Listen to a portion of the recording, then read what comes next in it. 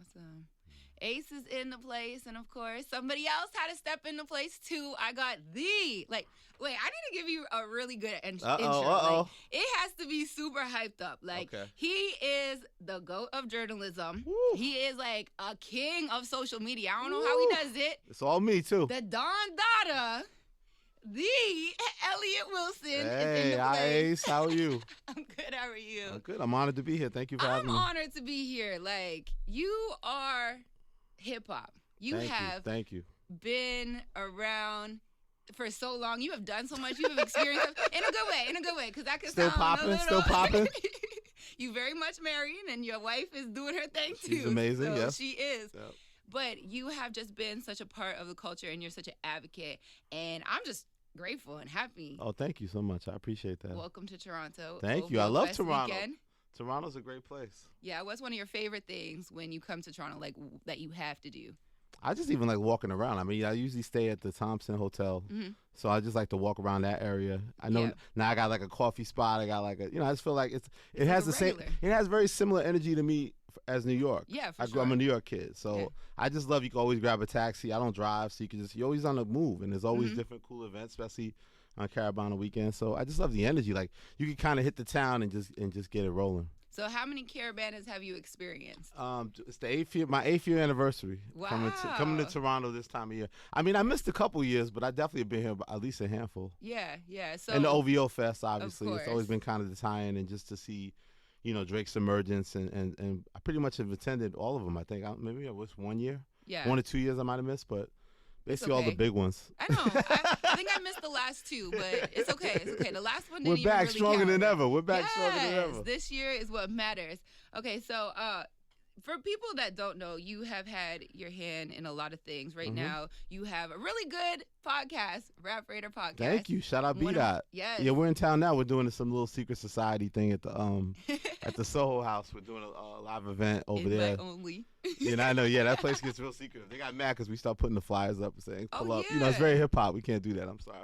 I'm gonna lose my membership. Man. For sure. They will shout out to all the great people in Soho House. We're sorry. We're just hip hop. That's the thing about hip hop. We're used to promoting and marketing. Like we do cool stuff, right? Like the way we utilize Instagram. Like we wasn't. That's just natural with us. Like when we do, you create great content. You want to share it. You want to maximize it. So, but yeah, B-Dot's in town, so I'm excited about that too. And we just came out to support. Like other than doing that event, we're just here to support and check out the OVO stuff. I know you're at the summit. Yeah.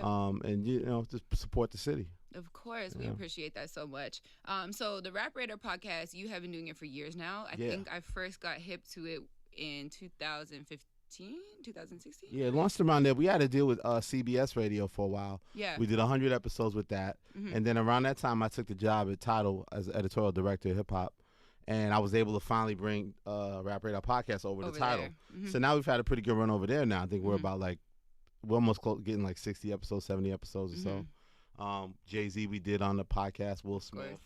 Couple big ones. Those ones are huge, obviously. Those are probably the biggest ones. Yeah. You were able to get Nipsey before he passed away. Yeah, too, two legendary sit downs with Nip, man. R.I.P. Nip. It's painful. Like I did that. Like we did one. It was kind of crazy because we did one right before Victory Lap came out, and he was basically so proud of that album, and he had put so much work into it. And he would tell us little things like if you watch the first one, it's in black and white. He's hinting at the whole Kendrick collaboration, but he don't want to say you have Kendrick on the record yet. So it's like all the pregame, and then we did him a year later after Victory Lap was Grammy nominated, so we got to go back and reflect, and then tragically he passed a couple months later. So it's hard to I told people like this is a very tough year in hip hop. I think we still are experiencing the loss of Nip and just that spirit. I feel like absolutely we're kind of still in mourning as a culture, and I think 2020 we're really gonna kick ass. Yeah, no, I wake up sometimes and I'm just like, yo, Nip's really gone. Yeah, it's hard to believe. And I just moved to California, so it's even more like after we did the last interview, we were talking, and he was excited I moved to California because I'm such a New York person, and my wife's from California. So it's a big step for us to finally really move to California. And we were talking about, getting together for dinner and hanging out. And I really don't hang out with artists too much, but, me and Nip, I started getting closer. And also, I didn't realize at the time how much he was getting closer to Jay and Roc Nation, and they were, making an official partnership because I knew that they were cool. Like, I helped connect them back in the day. And just, he just was a solid dude. And just to see that, it's just been kind of a dark cloud. But we gotta push through, man. Absolutely, because the marathon continues, right? Marathon has to continue, man. R.I.P. Nip. Yes. Yeah. So how was your conversation with Jay? Because I know you reference him a lot in some of your episodes. I mean, that's the guy, man. Do you know what I mean?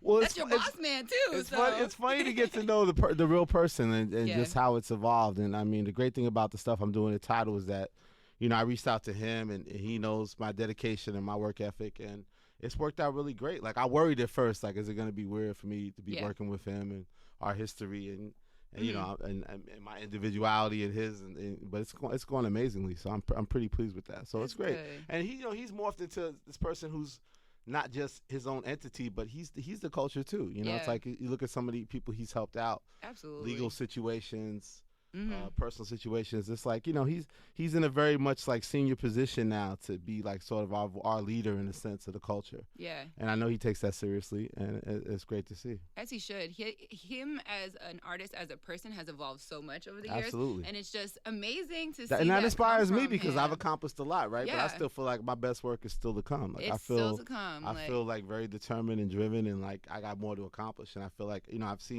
I've seen my growth, and I judge it by that. And even my friend Boshi will tease, like, the people in Canada recognize me way more now than when I first came out here. It's like I'm doing work, I'm putting in effort, and I think that's you see, Jay just showed that the evolution is a constant thing. It isn't like he was an established hip hop superstar from before all this, like before him and Beyonce got married or any of that stuff. But to see what he's evolved into. It remains inspiring. And, of course, the Bay got bigger, so always down for that. So everybody getting bigger. What's one of your favorite episodes you've ever done? Well, let me talk about one that comes up, the Rap Radar podcast, and it's actually before the Tidal era. It's the CBS era. So it's an ASAP Rocky situation, and my prayers are with ASAP Rocky. I hope everything goes well in this trial. He's currently on trial in Sweden over this incident, for people that don't know, back in America. So I had found out the other day, and it's a messed up situation, that they were using the Rap Radar podcast in the courtroom, because in the court they were trying to prove that he goes by the alias Harlem, because they were trying to pin that he had broke a bottle and had used a bottle in the thing. Oh my so God. In his testimony, he said, I never called myself Harlem, blah, blah, blah. But in my interview with him, he mentions that he used to be called Harlem. So they tried to pin that on him. So I hate to see my content used in that way. But that interview is like, if I look at it now on YouTube, it has like 2 million views, because Rocky was just very candid about his experiences in jail with this rapper Casanova from New York. So it's just funny how like now it's become kind of one of our most famous episodes. Yeah.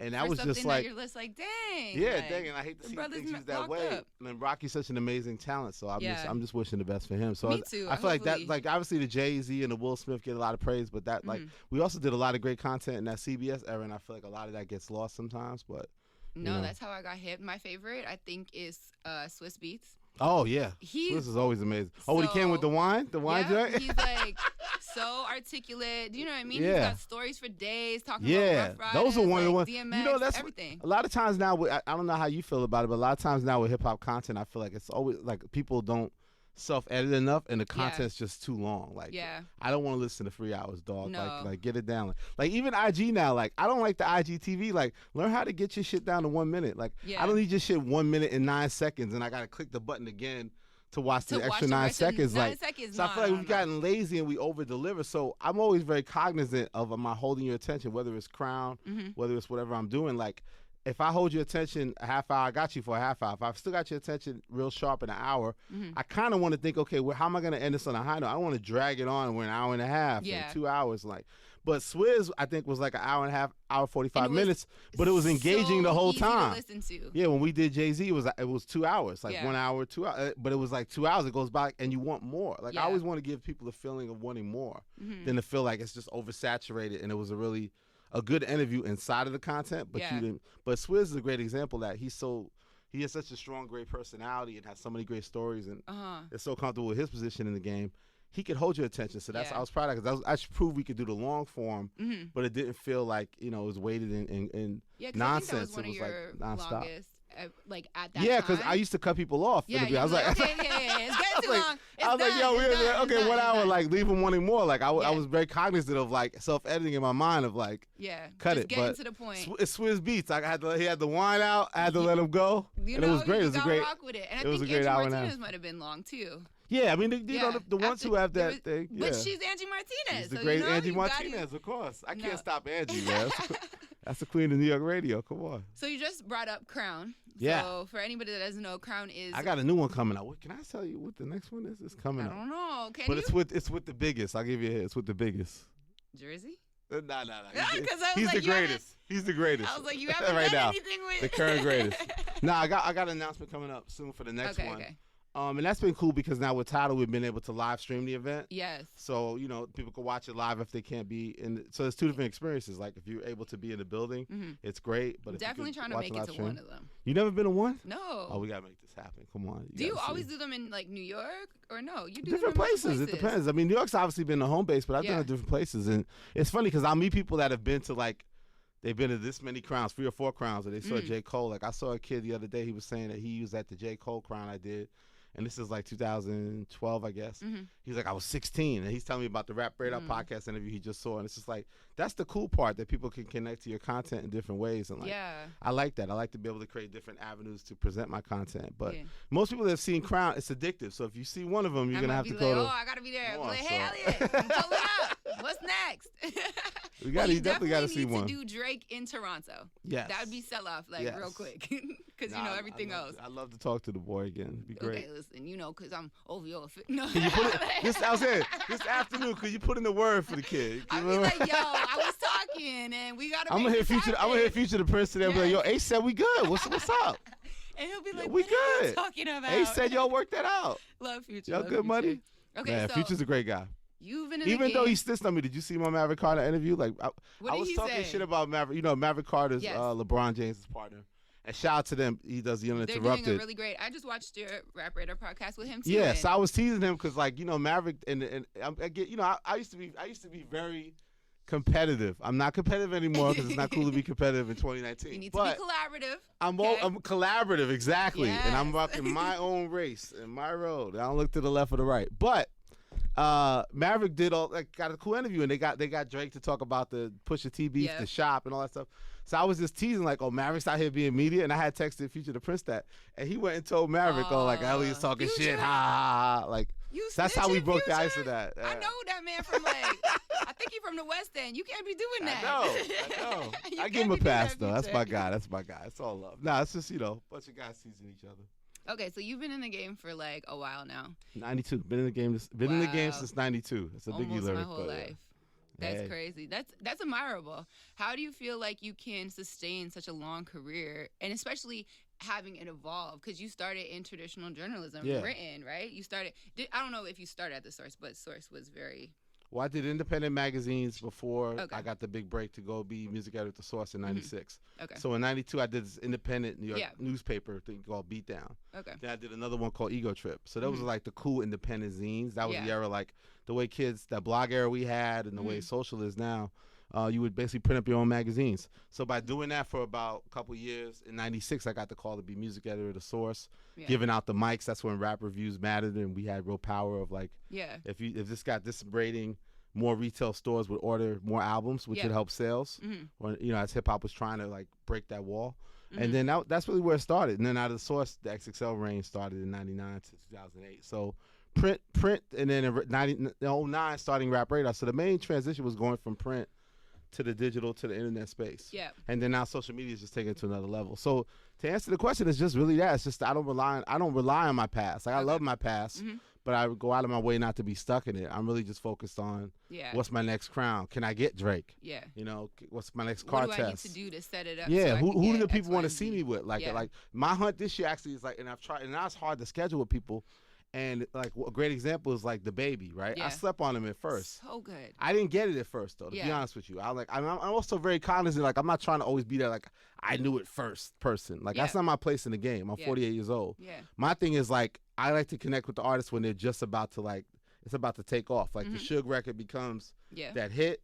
And to watch how that person carries that weight. Yeah. And he's done an amazing job. Since that Suge record took off, if you look at the baby's moves and everything he's done, it's admirable. He's taking command of his position in the game. And he's on like the hottest songs, but like he makes them hot. His Absolutely. He's murdering the guest features now. So it's like, that's when I get excited. That's when I want to sit with you. I don't want to sit with you before you have the hit. I don't want to be like, I knew about the baby first. Like you could have all that credit. Okay. I want to sit there. Another great example is Lizzo. You see her emergence and what she's done. So this whole year I've been hunting down the baby and Lizzo and like trying to schedule interviews with them. So, you know, that's what I remain focused on. I don't remain focused on I beat the source and, you know, 05. I'm worried about where the hell's the baby and where the hell is Lizzo. Well, you got Megan Thee Stallion when she started Megan was a great. Yeah, we was on the Megan hunt trying to get. And you had to get it for the Hot Girl Summer. I couldn't be out without a Megan interview. I can't be in a City Boy Summer with no Megan content. Exactly. I can't be an OG City Boy. I can't be OG City Boy with no Megan content. So that's it. It's just I love the news. I love to find what I connect to and you know, make more content. Yeah. I call it we're in the content era. People are insatiable. They want great content. They want to learn things. They want inspiration. So I'm here to give it to them. I'm here to be active in the content era. And you're doing that. You are doing that. And even keeping us updated on like what's really going on. That social media thing. I don't get enough props for that. I don't get enough props for my social media. I will wake up and there's I don't make a penny from that. My social media. Well, you want to? You want to be an influencer? I should make a lot. I should make up. Nah, because I don't want to be a fake influencer. No shots to the fake influencers. No shots. Man, that sounds real competitive. Like, it's 2019. I'm sorry. Sometimes I be seeing your do posts. it for the love of the culture, and I like to have all the dope shit in one place. Yeah. As a rap fan, this is what I would want to see. Yeah. I'd want to cut through the fat, and this is what I want the timeline to exist to be. I got to find better ways to monetize it down the road, I think, because what I do there is a whole different brand or different entity. Like, because I'm also not only about bigging up myself, which I do very well. I can self-promote pretty much ridiculously, but I also acknowledge the great work of other people. If somebody else had a great, like the Rosenthals, It's the Real had a great interview with Rick Ross on their podcast. But I'll put the photo up there. I'll acknowledge other great works. Like I look at it as a rap fan. What do I want to check for? Of course, I think my content deserves to be in the mix. But if somebody else has a great interview, I share that too. But what's the secret to like getting it out or seeing it all? That's the thing, seeing it all. I think that it's my years in the game and my instincts. So my instincts kick in and like, you know, I wake up thinking a song just dropped, and a lot of times the song did drop. So it's like, I just think I remain so tuned into it. That's why social media is great, because not everything goes through social media. Yeah. Like if Drake's gonna drop the care package, there's no press release anymore. There's no publicist calling me. It's like it's real when he puts the IG post up. Then it's real. Yeah, even if I heard about it and I kind of know it's coming because I work at a DSP and you hear things. Yeah. It's not real till the IG goes up. Yeah. Then it's off to the races and everybody gets it at once. So I think being so plugged in with social media helps, and just my instincts and my experience that even what I post on social, they're all editorial decisions. What I share, what I want to mess with, and I make those quickly. You know, based off my experience of doing this my whole life. Since 92. Well, you kill it. So I will applaud you for all your social media skills, because I'll be up here and I'll be like, what did Elliot post? Like, let me try to catch up. Let me figure out what I can talk about in this next break. Like, that's how I think sometimes. But that's how it is. That's how the game should be, you know? Okay, so I need 3 of your favorite rappers right now. I'll give the baby, Lizzo. They're moving and killing the game. And Megan, well, let's get 3 more. Okay. I still like Lil Baby a lot. Besides the baby, I like Lil Baby a lot. I love Gunna a lot. Gunna is doing the damn Gunna's thing. big, and we real cool. Like again, Gunna took me to a strip club. Woo! Just us. And the girls had to leave us alone, and we just had chicken. It was the coolest shit. And he didn't bring like his boys. Yeah. And we weren't really messing with the girls. We just had chicken and just sat at the thing.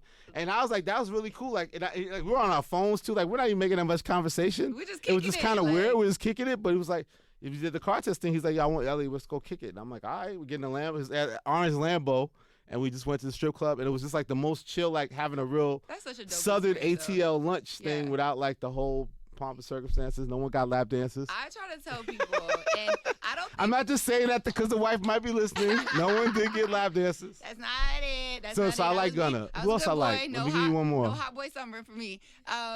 Oh, you know what song I like? That Pop Out, Polo G. Pop Out. That song should be bigger. Good. I want that song to be hot nigga status. I want that song to be bigger. Okay, so we're playing it now. There you go. And I heard it for the first time yesterday, and I was like, we can't say robbery on the on the air.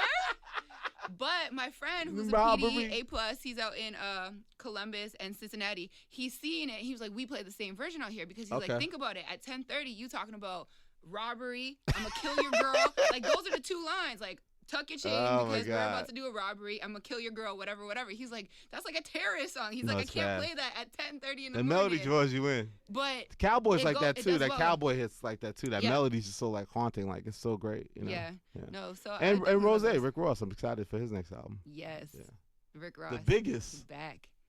Okay. Leave it at that. Leave it at that, Ace. Leave it at that. I'm down for that. I'm down for that. True. Okay, and then announcement coming soon. Yes, we'll wait on it. Okay, we're gonna be patient. And what's look at Ace getting the scoop out here? You know what I'm saying? I know. Secret society. All we ask is trust. You know what I'm saying? Okay, Hope. So, what's one of your favorite lyrics other than that one? I'll get old school. The 7 MCs, the Rakim. That changed hip hop. That changed how people wrote rhymes. The 7 MCs put them in a line. 7 more did. 21 MCs ate up at the same time. I'm not even gonna lie. Yeah, that's old school. I was not even born, I don't think. So. No, but you know, if you look at old school rappers, they rap like in the place to be, as you can see. Like it's very much like hitting the note. Like then people had to write a different scheme, and now now we're back to way more creative melodies and stuff. But you know, there's things. Just the approach of songwriting changes when certain different artists break through. I kind of like sometimes. And you know, and Jay-Z and Drake, obviously, because their quotes become philosophies and you know, lifestyles. Captions, it's like we live off of them. Yeah, there's an appropriate Jay-Z lyric to apply to many life situations. The same for Drake. So for sure. That just makes them two of the best compelling writers. I got a note on my phone that is all back-to-back Drake there you go. lyrics that I could use at any given time. Shout out to Meek Mill for overcoming back-to-back. That's crazy. That's crazy. That deserves a round of applause in its own. Yo, back to back is the hit 'em up of y'all generation of the thing, and that was an amazing, terrible diss record. And Meek Mill has become stronger. I mean, Drake's obviously still the icon. It's like a Jay-Z Nas thing where like Nas won the battle with Jay, but Jay became bigger. Yeah. I mean, Drake's still way bigger. Drake lost the battle, Pusha T still became bigger. Yeah. I mean, Drake is Teflon in that sense. But at the end of the day, like to see Meek like have the negativity in like this social media age and just overcome it, and everybody go from like kind of clowning him to cheering for him and how he's evolved as a man and how he's challenged all these things. Like it's amazing to see that. I definitely say often that I'm very happy that the beef is squashed so that I could like openly be a Meek Mill fan because before that was the thing. Like, that was the thing too. I know that's why it got personal bad because I know that Drake really liked Meek Mill and really liked Rick Ross. That's why you have all these collaborations. Like they're happy to be able to make songs together. That's why you see all these Drake and Rick Ross records. They're like, yo, Drake's like, Rick Ross is one of my favorite rappers. Like, fuck all that shit. He's one of my favorite rappers. So he can't make records with Rick Ross when him and Meek Mill have beef, but. You know, now you see it's like make another Drake Rick Ross record. And that's what it is. It's just natural. It's like these guys have respect for each other. Yeah. You know? I love it. But so this year, it was 2015 when he went on stage and he did the Charged Up Meek Mill. I was there. Wife was there too. I mean, I was there too. I was like, twice. My God, my edges, they're gone. How you do that? Like, Drake, what's good?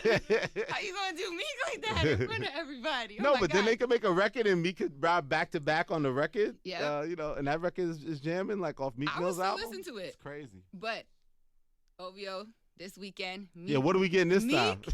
Meek is finally free. Like he can finally want Meek in travel. The building? Meek's there. That would be crazy. Used to pray for times like this. That would be crazy. On that OVO stage. I think we're gonna see just that. Just for him to drop that song and come out, the crowd is gonna go crazy because I've worked in concert venues, bartending forever. So I've seen so many concerts. Yeah. I've seen most of all of the OVO Fest. And whenever Drake hits the stage, the crowd goes from here to crazy, right? Yeah. And so with OVO Fest in general, it's way better. It maintains that intensity, because then you don't know who he's gonna bring out. So it's like already at this fever pitch, and then you don't know what surprise you're gonna get, who's coming out. Like just thinking about him.